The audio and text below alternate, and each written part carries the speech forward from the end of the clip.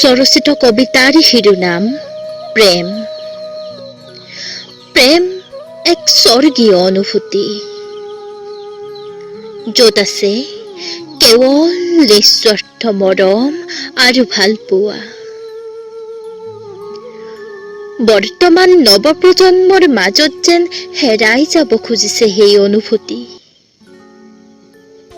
মৰম, ভালপোৱা, আদৰ যত্নৰ ঠাইত থিতাপি ল'ব ধৰিছে ধন সম্পত্তি আৰু শাৰীৰিক সৌন্দৰ্যৰ আসক্তিয়ে।